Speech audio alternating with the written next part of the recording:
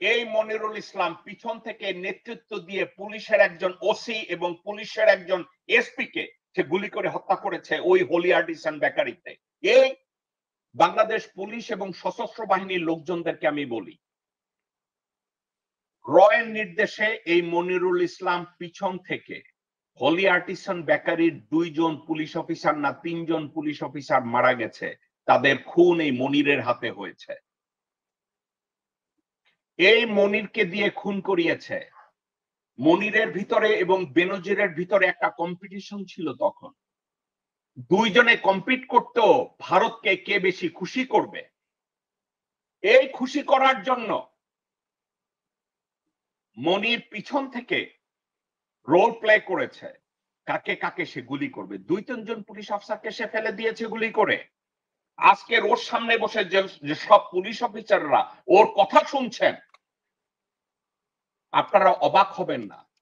দেশপ্রেমে উদ্বুদ্ধ হয়ে যখন দেশের দায়িত্ব আপনারা পালন করতে যাবেন, এই কুকুরের বাচ্চারা পিছন থেকে আপনাকে গুলি করবে। এই মনিরুল ইসলামের মতো লোক, এই হারুনের মতো লোক, ওই বেনজিরের মতো লোক, ওই ফারুকের মতো লোক। আপনাদের মনে আছে ঢাকা 17 আসনের নির্বাচনের আগে ঢাকা মেট্রোপলিটন পুলিশের কমিশনার বলেছিল, আমরা যদি ব্যর্থ হই হাতে চুরি পরে, কি বলেছিল, হাতে চুরি পরে চলে যাব, নাকে খত দিবে, নাকে খত দিয়ে চলে যাবে। এই কুকুরের বাচ্চাকে যদি গণতান্ত্রিক বাংলাদেশে ধরা হয় এবং পাওয়া হয়, নাকে খত দেওয়া হবে ওর গুয়ের মধ্যে। এই হারামজাদার উপরে তাকে নাকে খত দিয়ে দেশ থেকে বের করা হবে। দেশ থেকে বের করা হবে না, তাদের প্রাপ্য শাস্তি। আমি বাংলাদেশে যারা রাজনীতি করেন এবং ভবিষ্যতে যারা সরকার গঠন করবে তাদের দৃষ্টি আকর্ষণ করছি, শুধু এই অপরাধীদেরকে না, এদের পরিবার বর্গকে আইনের আওতায় আনা হবে। একটা কথা বলি, বেনিফিশিয়ারি অফ দ্য ক্রাইম বাংলাদেশের, শুধু বাংলাদেশের না, পৃথিবীর যে কোনো ক্রিমিনাল লতে একটা স্ট্যাচু আছে, beneficiary of the crime. So beneficiary of the crime means এই মনির, এই বেনজির, এই হারুন যত টাকা অর্জন করেছে তার বেনিফিশিয়ারি কারা? তার বউ, বাচ্চা কাচ্চা, বাবা মা, ভাই বোন। এদের প্রত্যেকটা লোককে বিচারের আওতায় আনতে হবে। বেনজিরের বউ বাচ্চা কাচ্চাদের আইনের আওতায় আনা হবে, ফারুকের বউ বাচ্চা কাচ্চা ভাই বোন এদেরকে আইনের আওতায় আনা হবে, এবং এই মনিরুল ইসলামের বউ বাচ্চা কাচ্চা ভাই বোন ও যদি হিজড়া হয় ও বাচ্চাদের হাজতের আইনের আওতায় আনা হবে।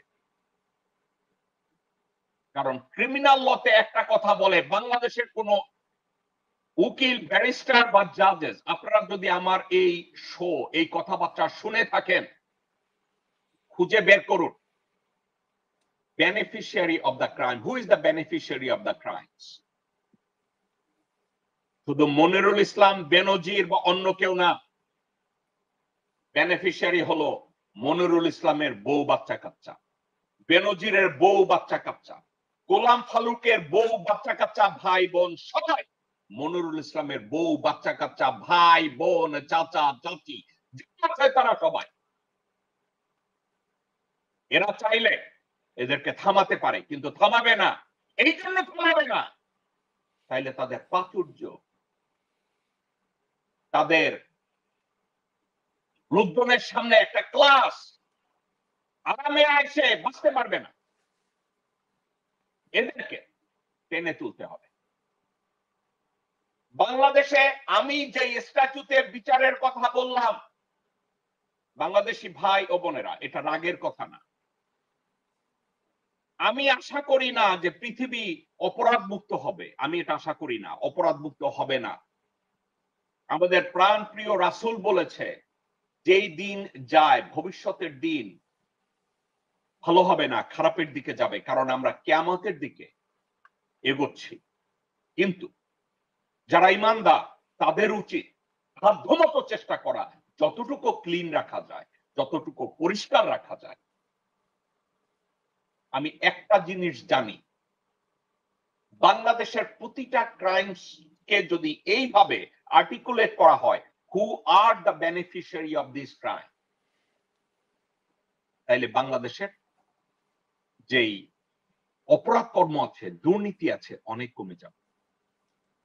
বাংলাদেশের আমি অপরাধ করলাম, আমি ঘুষ খাইলাম, আমাকে যখন চাকরিচ্যুত করা হবে, আমাকে যখন গ্রেফতার করা হবে, তখন আমার বেনিফিশিয়ারি কারা? আমার বউ, আমার বাচ্চা কাচ্চা, আমার আত্মীয় স্বজন, বাবা মা, ভাই বোন, এদের প্রত্যেককে, শালাশালি, শ্বশুর শাশুড়ি, এদেরকে যদি এ ধরনের 5টা মামলা এক্সাম্পল হিসাবে বাংলাদেশে যদি তৈরি হয়, বাংলাদেশের অনেক দুর্নীতি বন্ধ হবে। তখন আত্মীয় স্বজনরা বলবে, এই তুই পুলিশের চাকরি করিস, তুই এত টাকা বেতন পাস, তুই এত বড় দালান উঠাইলি কেমনে? তোর তো এত বড় দালানের পয়সা থাকার কথা না, তোর চাকরি গেলে তো পরে আমি অ্যারেস্ট হবো। কারা রইল বোকাপাট, কারা রইল বোকাপাট, ভেঙে ফেল কর্নেল পাট, রক্ত জামার শিকল পুজোর ভাষণ বেদি। ওরে ও তরুণ নিশান, ওরে ও তরুণ নিশান, বাজে তোর গলায় বিশাল ধ্বংস নিশান, মুলুক প্রাচীর প্রাচীর ভেদি। কারা